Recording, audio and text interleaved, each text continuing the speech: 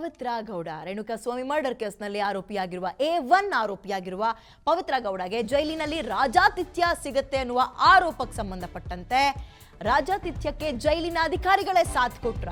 ಪವಿತ್ರಗೆ ಜೈಲಿನಲ್ಲಿ ಸಕಲ ಸೌಲಭ್ಯಗಳು ಇದೆ ಅಂತ ಸಂಧ್ಯಾ ನಾಗರಾಜ್ ಹೇಳಿದ್ರು. ನಮ್ಮ PNS ವಿಸ್ತಾರಕ್ಕೆ ಬಂದು ಅಲ್ಲಿ ಏನೇನ್ ಆಗ್ತಾ ಇದೆ ಅನ್ನುವಂತಹ ಕಂಪ್ಲೀಟ್ ಚಿತ್ರಣವನ್ನ ಬಿಚ್ಚಿಟ್ಟು ಹೋಗಿದ್ರು ಸಂಧ್ಯಾ ನಾಗರಾಜ್. ಇದೀಗ ಅದೇ ಮಹಿಳೆಯ ಮೇಲೆ ಪವಿತ್ರ ಗೌಡ ಜೈಲಲ್ಲಿ ಇದ್ಕೊಂಡೇ ದೂರು ಕೊಟ್ಟಿದ್ದಾರಂತೆ. ತಗಳ್ರಪ್ಪ, ಚೆನ್ನಾಗಿದೆ ಇದೊಂಥರ. ಜೈಲಿನಿಂದಲೇ ಪರಪ್ಪನ ಅಗ್ರಹಾರ ಠಾಣೆಗೆ ದೂರು ಕೊಟ್ಟಿದ್ದಾರೆ.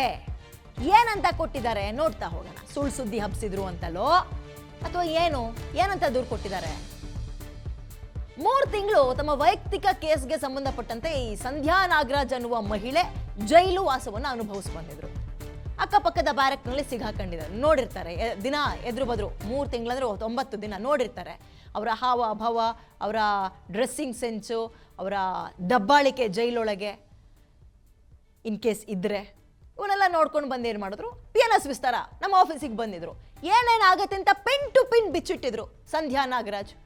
ಬಟ್ ಈಗ ಆಕೆಯ ವಿರುದ್ಧ ಒಂದು ಕಂಪ್ಲೇಂಟ್ ರೈಸ್ ಆಗಿದೆ. ಅದು ಜೈಲಲ್ಲಿ ಇದ್ಕೊಂಡೇ ಕಂಪ್ಲೇಂಟನ್ನು ಕೊಟ್ಟಿದ್ದಾರೆ ಅಥವಾ ದೂರನ್ನು ಕೊಟ್ಟಿದ್ದಾರೆ ಪವಿತ್ರ ಗೌಡ. ಈ ಹಿಂದೆ ಜೈಲಲ್ಲಿದ್ದ ಸಂಧ್ಯಾ ನಾಗರಾಜ್ ಜೈಲಲ್ಲಿದ್ದಾಗ ಪವಿತ್ರ ಗೌಡ ಅವ್ರನ್ನ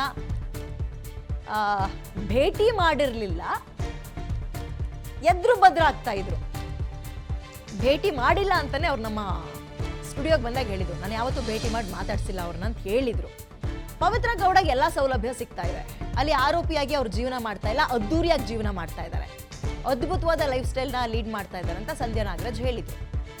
ಈ ಮಾಹಿತಿ ತಿಳಿದು ದೂರನ್ನ ಕೊಟ್ಟಿದ್ದಾರಂತೆ ಪವಿತ್ರ ಗೌಡ. ಪವಿತ್ರ ಜೊತೆಗಿರುವ ರಶ್ಮಿಯಿಂದಲೂ ಕೂಡ ದೂರು ದಾಖಲಾಗಿದೆ. ಅಂದ್ರೆ ರೂಮ್ ಮೇಟ್, ಇವರು ಬ್ಯಾರೆಕ್ ಮೇಟ್, ಜೈಲ್ ಮೇಟ್.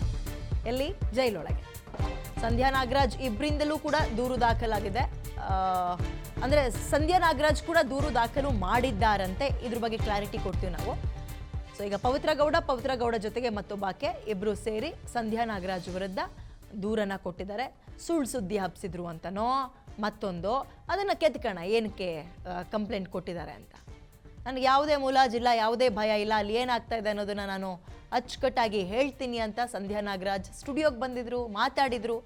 ಅವರ ಐಷಾರಾಮಿ ಜೀವನ ಹೆಂಗಿದೆ, ಅಲ್ಲಿರುವಂತಹ ಜೈಲಧಿಕಾರಿಗಳು ಯಾವ ಪ್ರಮಾಣದಲ್ಲಿ ಅವ್ರಿಗೆ ಬಕೆಟ್ ಹಿಡಿತಾ ಇದ್ದಾರೆ, ಬಕೆಟ್ ಅಲ್ಲ ಸಿಂಟೆಕ್ಸ್ನೇ ಹಿಡಿತಾ ಇದ್ದಾರೆ.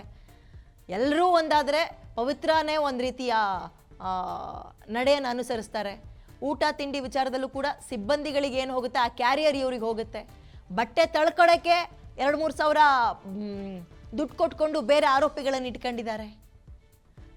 ಪವಿತ್ರ ಗೌಡ ಹೋಗ್ತಾ ಇದ್ರೆ ಸಿಬ್ಬಂದಿಗಳು ಅಕ್ಕಪಕ್ಕದಲ್ಲಿ ಕಂಪನಿ ಕೊಡಕ್ಕಿರ್ತಾರಂತೆ. ಪವಿತ್ರ ಗೌಡ ಒಂದು ನೀರು ಬಾಟ್ಲ್ ಇಟ್ಕೊಂಡು ಓಡಾಡಕ್ಕೆ ಹಿಂದೆ ಇನ್ನೊಬ್ಬಕ್ಕೆ ಕೆಲಸದಾಕೆ ರೀತಿಯಲ್ಲಿ ಮತ್ತೊಬ್ಬ ಆರೋಪಿಯನ್ನು ಇಟ್ಕೊಂಡು ಓಡಾಡ್ತಾರಂತೆ. ಲೈಬ್ರರಿನ ಹೋಟ್ಲು ಮಾಡ್ಕೊಂಡಿರ್ತಾರಂತೆ.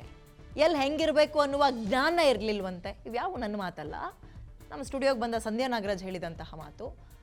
ಇನ್ ಕೇಸ್ ಹೌದು ಅನ್ನೋದಾದರೆ ಅಧಿಕಾರಿಗಳದನ್ನು ಗಂಭೀರವಾಗಿ ತಗೊಳ್ಬೇಕು, ಚೇಂಜಸ್ ಮಾಡಬೇಕು. ಅದ್ರ ಬದಲಿಗೆ ಅಲ್ಲಿ ಅನುಭವಿಸಿ ಹೆಂಗಿತ್ತು ಜೈಲು ದಿನಗಳು ಅಂತ ನೋಡ್ಕೊಂಡು ಬಂದು ಅದನ್ನು ಹೊರಗೆ ಸತ್ಯವನ್ನು ಬಿಚ್ಚಿಟ್ಟ, ಇನ್ ಕೇಸ್ ಅದು ಸತ್ಯ ಆಗಿದ್ರೆ, ಸತ್ಯಾಂಶ ಹೇಳಿದಾಕಿಯ ಮೇಲೆ ಕಂಪ್ಲೇಂಟ್ ಆಗುತ್ತೆ ಅಂದರೆ ಏನರ್ಥ ಇದು? ಯಾರನ್ನು ಕಾಪಾಡ್ತಾ ಇದ್ದೀರಿ? ಎಂಥವ್ರನ್ನ ಕಾಪಾಡ್ತಾ ಇದ್ದೀರಿ? ಹಾಗೇನು ಪ್ರಶ್ನೆ.